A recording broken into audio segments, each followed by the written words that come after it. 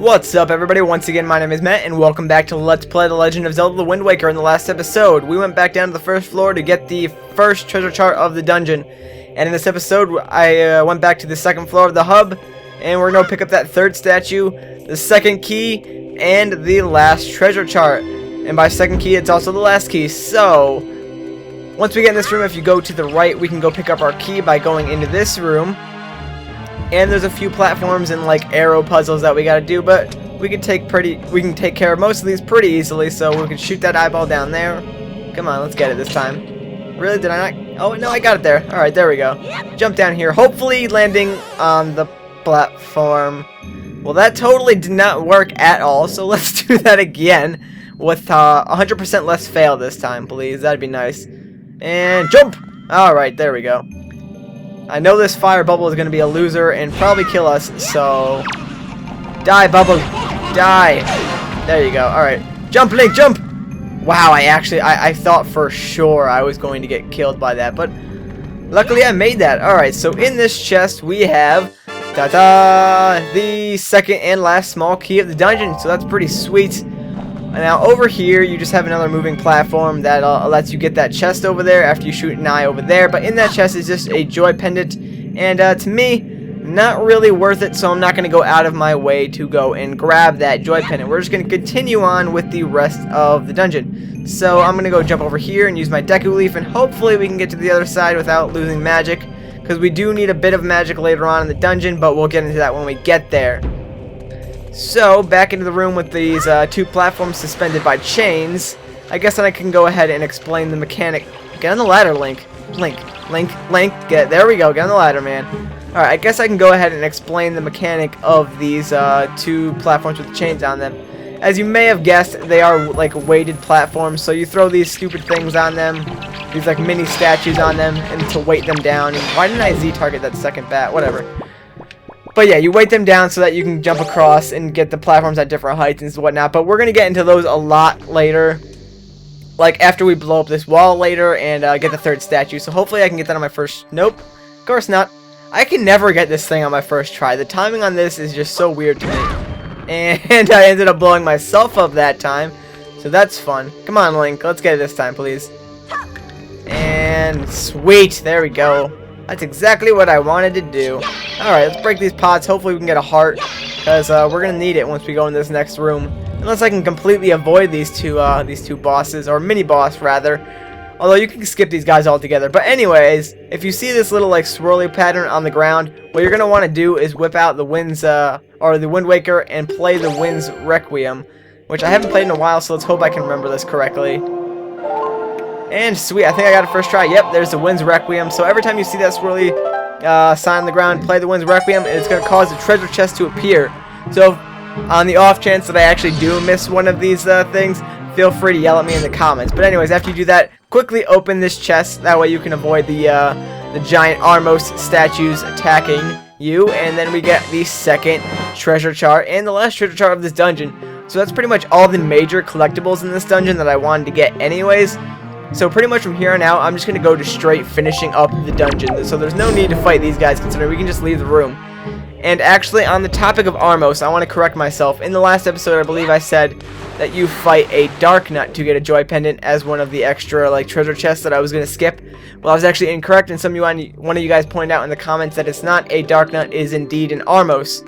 So I just wanted to make that correction while we're here, and I might make an annotation if I remember in the video to just fix that slight error, as I do not like to have errors such as that in commentary. I know I've made a few of them so far, but luckily you guys are quick to correct me on them, because a lot of you guys are a lot smarter at this game than I am, and know a few more things than I do. Despite playing this game a few times, you guys still manage to know a little bit more about it than I do, which is perfectly fine with me, because trust me, I prefer it that way. But alright, I wanted to grab that magic out there, because we're going to need it for this room right here. As you can see, once we get on top of this block, there are two lasers over there. Well, we're going to need to glide over those, so let's whip out the Deku Leaf and fly across the lasers. Hooray! Now here's our third statue, so let's go ahead and claw this guy down. I know the lasers are very loud and obnoxious, so I'm probably going to turn the volume on those down in the recording.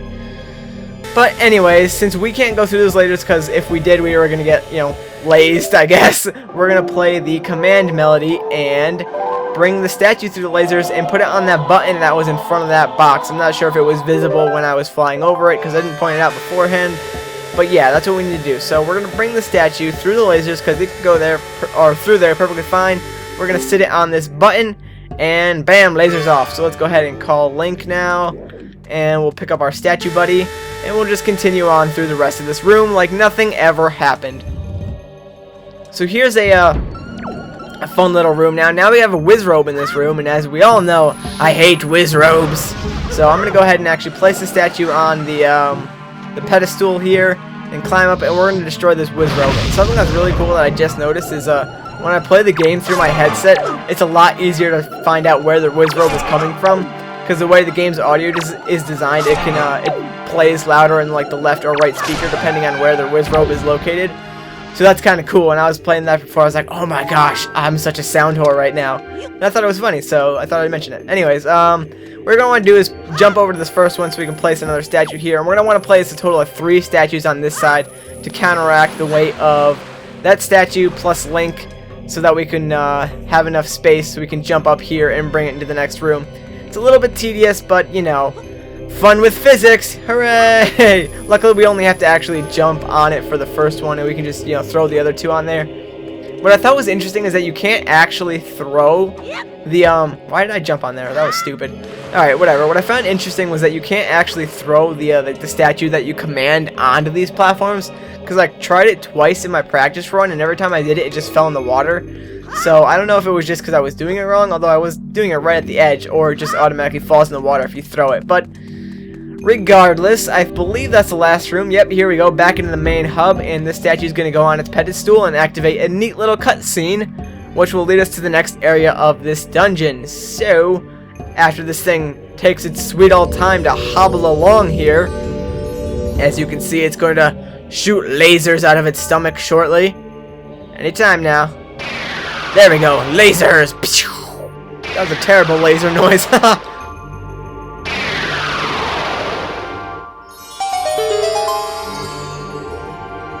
Alright, so now those lasers have opened up a nice little portal to the upper area. We can go ahead on these stairs and jump into the magical, mystical, pink light portal with sparkles in it of happiness.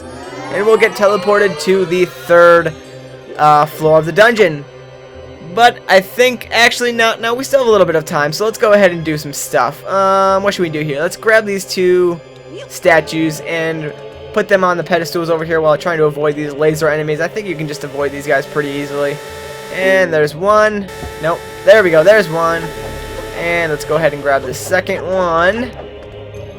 Sweet, sweet. Let's go put this guy on the little button over there. That'll deactivate these lasers, and we can actually grab the boss key already, so that's pretty sweet, I'm not gonna lie. And that didn't...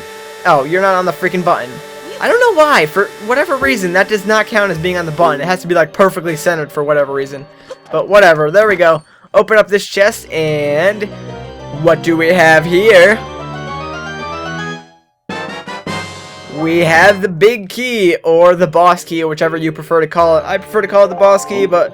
whatever. So, oh yeah, now these guys will come alive, and basically what you have to do is shoot them with your arrows, and then after you shoot them with your arrows, I'll show you in a second, like, their butts become, like, whatever you call them, I guess, red, and then you can go and attack them twice, and they will go all crazy and blow themselves up. So that's crazy fun.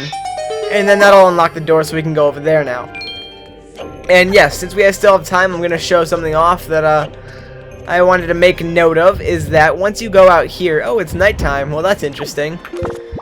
Anyways, once you go out here, whip out your grappling hook, because there's this bird right here, and... hello, cutscene. Thank you for interrupting me with your cinematic camera pans and whatnot. But anyways, there's this bird right here, and now I remember when we were on Dragon Roost when I said we needed 20 of these birds' feathers. Well, that's where we're going to get them right here. If I could... where did he go? Bird. Oh, now you're going to attack me. Yeah, so basically this is what you do. You get the feather from, you go back in this room, and then you go back out and rinse and repeat that entire process until you have as many feathers as you need. So I'm going to go ahead and do that off screen and grind up to the 20 feathers that we need.